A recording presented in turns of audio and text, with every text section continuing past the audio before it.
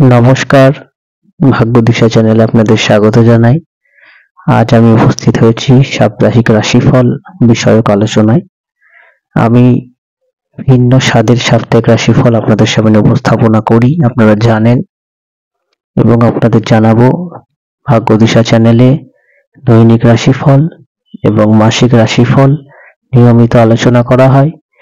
তার পাশাপাশি বিভিন্ন গ্রহের ট্রানজিট এবং আমাদের জীবনের নানান রকম সমস্যা এবং তার সমাধান নিয়ে বিভিন্ন রকম ভিডিও আলোচনা করা হয়ে থাকে, যেমন দাম্পত্য, বিবাহযোগ, চাকরি, প্রেমজ সম্পর্ক, বিবিধ বিষয় নিয়ে এই চ্যানেলে আলোচনা করা হয়।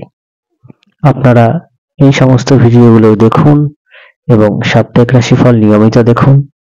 আপনাদের জানাতে চাইবো, যারা যারা আমার সঙ্গে যোগাযোগ করতে চাইছেন তারা ডেসক্রিপশন বক্সে যান এবং আমার ঠিকানা, ফোন নাম্বার সম্পূর্ণটাই পেয়ে যাবেন।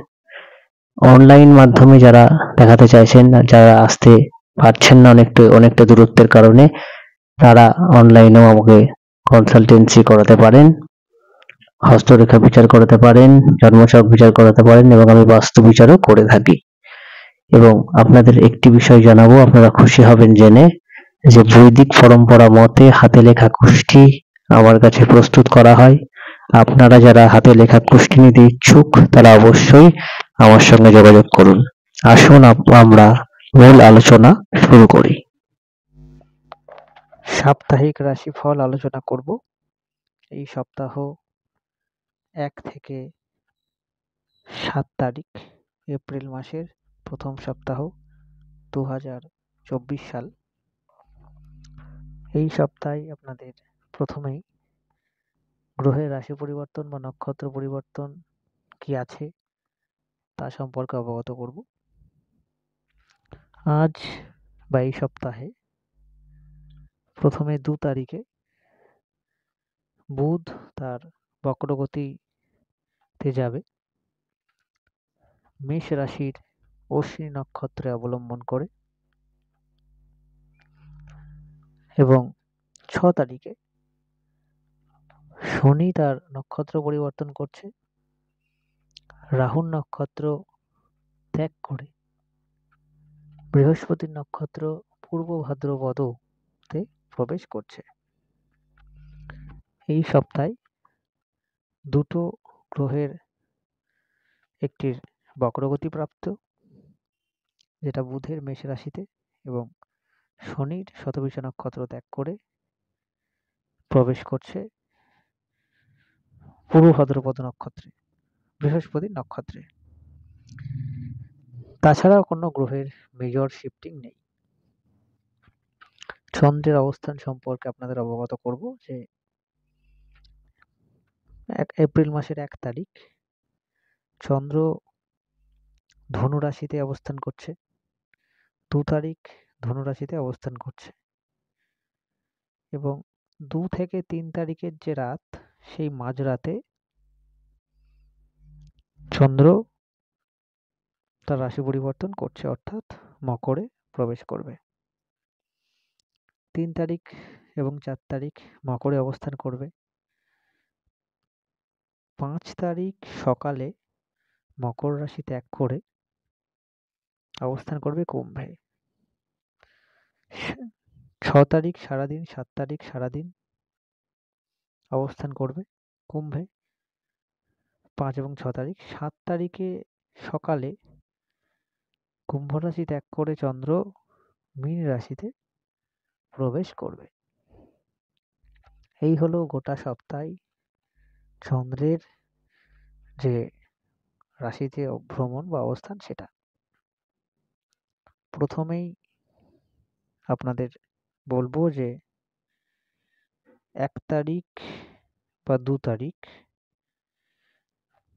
যখন ধনু রাশিতে অবস্থান করছে চন্দ্র,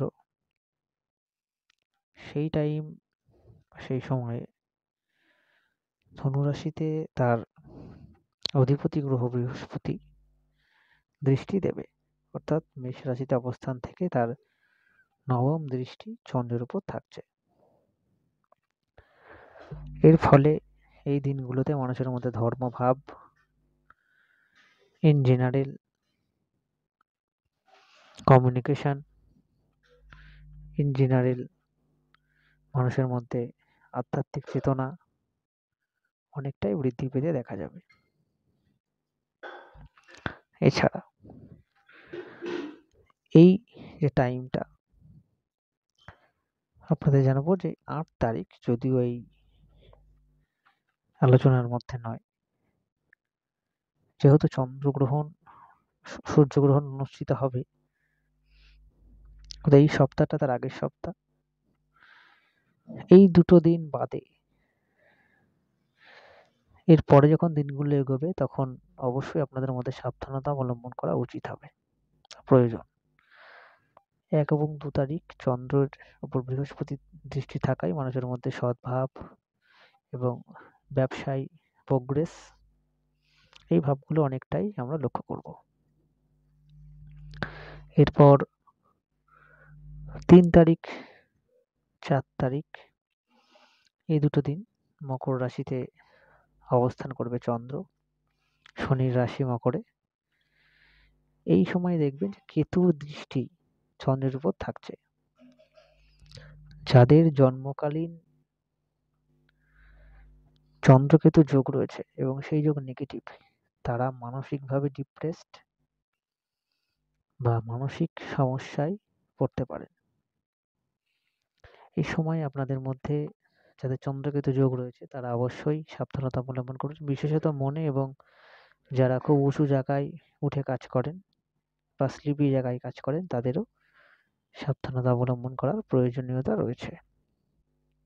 যাদের দশা অন্তর্দশায় চন্দ্র এবং কেতু রয়েছে তারাও এর অনুভবটা বিশেষভাবে করতে পারবেন। এই সময় ক্লারিক্যাল পোস্টিং যারা জব রয়েছেন, সরকারি কর্মচারী, পুলিশ, অ্যাডমিনিস্ট্রেশন, বিভিন্ন সরকারি যে পজিশন, তাদের জন্য যথেষ্ট বেটার অবস্থা রয়েছে। এরপর মকর রাশি ত্যাগ করে যখন 6 তারিখ সকালে পোস্টিং হবে চন্দ্রের, যখন কুম্ভ রাশিতে থাকবে, সেই টাইমে 6 এবং 7 চন্দ্র, স্যাটার্ন বা শনি, শুক্র, মঙ্গল ইত্যাদির সাথে সহ অবস্থান করবে এবং 5 এবং 6 এই ডেট থেকে আপনাদের প্রিকশন বা সোলার ইক্লিপসের যে সতর্কীকরণ তা চালু হচ্ছে। এখানে চন্দ্র, শনি, চন্দ্র, মঙ্গল ইত্যাদি যোগ আমরা লক্ষ্য করব। ইমোশন বাড়বে, তবে ইঞ্জিনিয়ারিং ফিল্ড, আইটি ফিল্ডে যথেষ্ট প্রোগ্রেস থাকছে।